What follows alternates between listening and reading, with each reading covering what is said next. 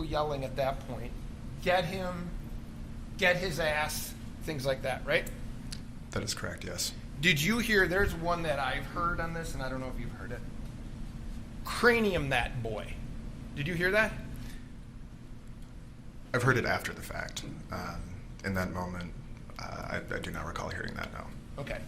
But you acknowledge you hear get him and get his ass. Correct, I do. Okay. So, fair at that point, you believe those people are chasing him down. Yes, I do. And I'm going to use the word mob, you use whatever word you want. It's getting bigger as they're running, isn't it? More people are joining this. I think that's a fair thing to say. And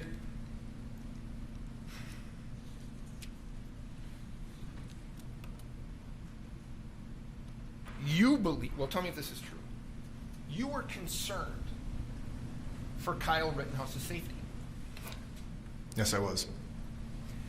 You were concerned because you saw, and I'm going to refer to him as the only way we referred to him, jump kick man. So you see this guy kick him in the face. True? I do not see jump kick man kick him in the face. You see him attempt to kick him in the face? From my perspective, I didn't see any specific motion regarding kicking. But it is fair to say that I did observe jump kick man going over the defendant. Okay. And he's going, if you remember, he's going over the defendant with his foot in the air, correct? I don't recall that. You have a picture of it?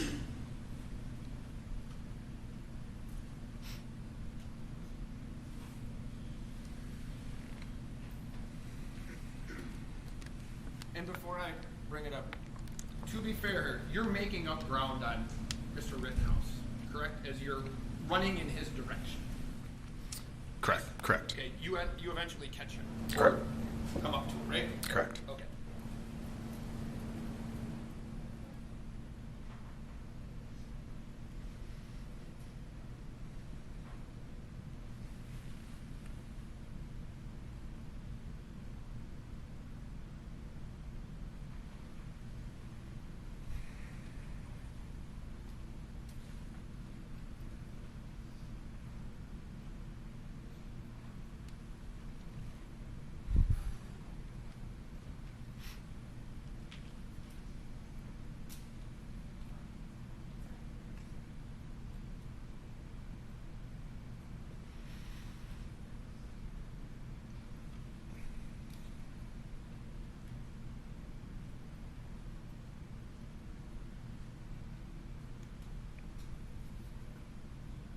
You can turn around, or whichever you want to do. You see that going on, correct? Correct. Okay, so if we're being honest with one another, he appears to be trying to kick him in the face, right?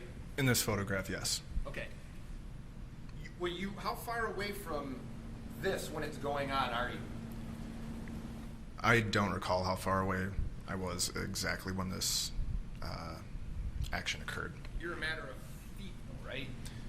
I think that's a fair thing to say. Okay. Close. All right, and you're seeing this, so you are having some concern, maybe as a medic or while you're training, that Kyle Rittenhouse is in physical danger. Is that right? Correct. Okay. So, and you believe he's in physical danger because he's being attacked, right? That's fair. It's a fair thing to say, yes. Okay. So you see this, then you see, can you bring up the Huber picture, please? Then you see Mr.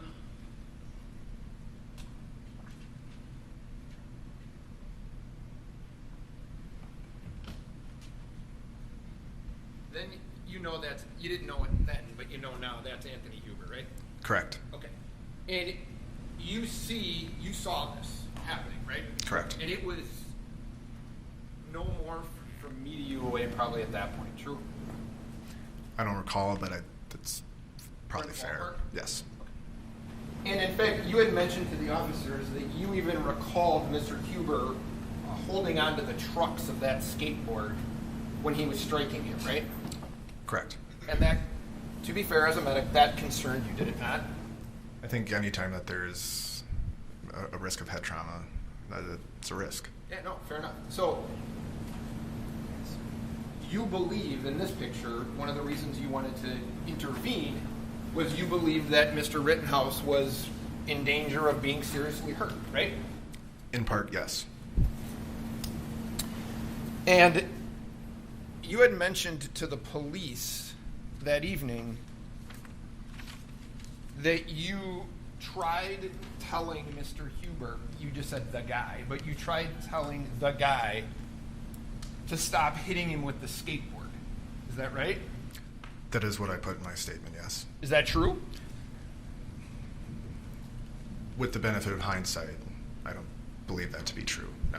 Okay, so when you told that to the police that you told the guy with the skateboard to stop hitting him, that's not correct. That's not true. That is correct.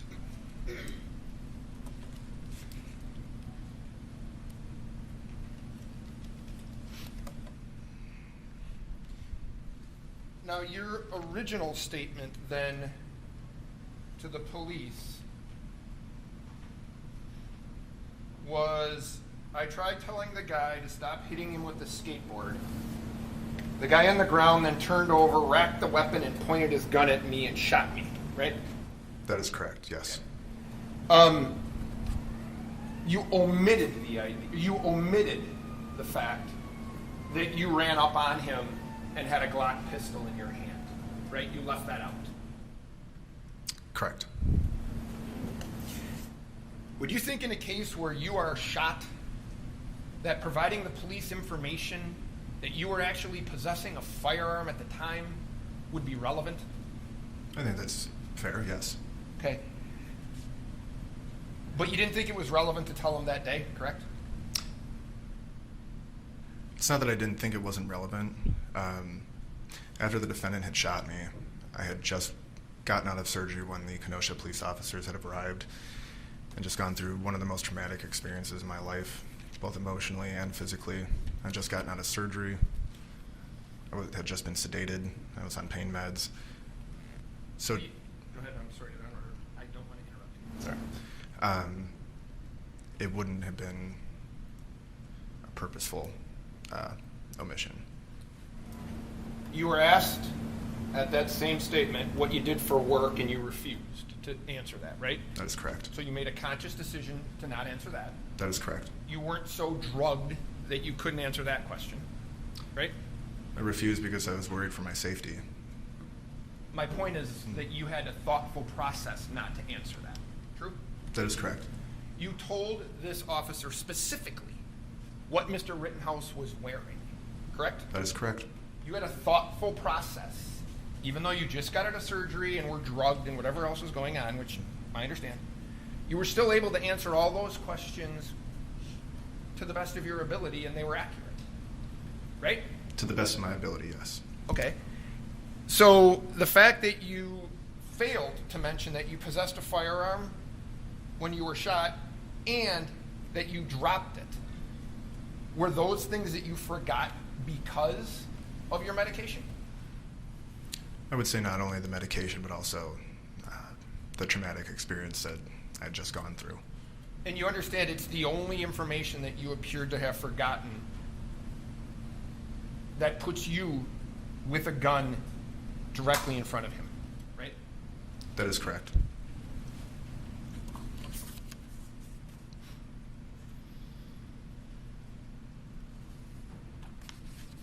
Now,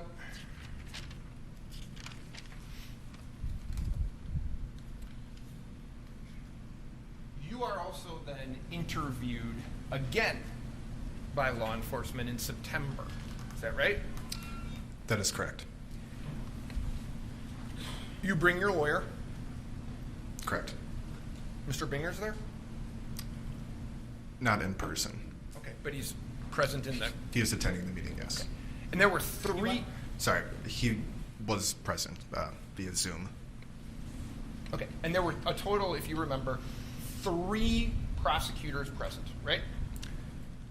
The only 2 people who I were aware were their official capacity was the lead detective, Ben Antaramian, hopefully I pronounced that correctly, and then Mr. Binger.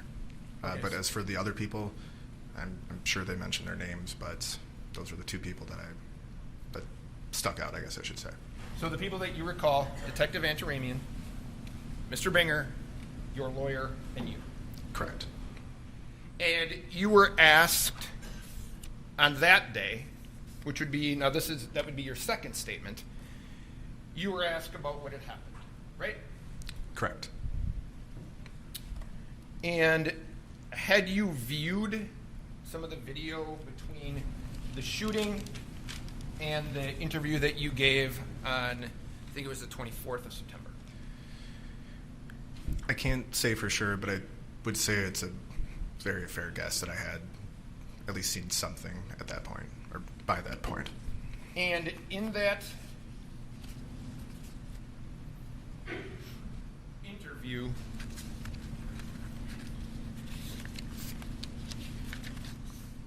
you don't answer any questions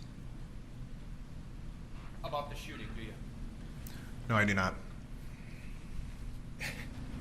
This lead detective on a homicide case, where you are also shot, is trying to gather information to figure out exactly what went on, and you refuse to answer questions about that, right? Specifically about the shooting? Yeah. That is correct. Was that your decision or your lawyer's decision? That was the advice that my counsel gave me. So your counsel wouldn't let you answer questions about your involvement. True? I wouldn't say that she wouldn't let me, but she advised against it. So your statements about what actually happened, first time that we're getting an insight as to what actually happened is today, right? I don't think that's accurate. Well, on the 24th, you refused to answer questions, right? The 24th of... September. Correct. And the day after the incident, you acknowledge you left out the fact that you even had a gun, right? That is correct.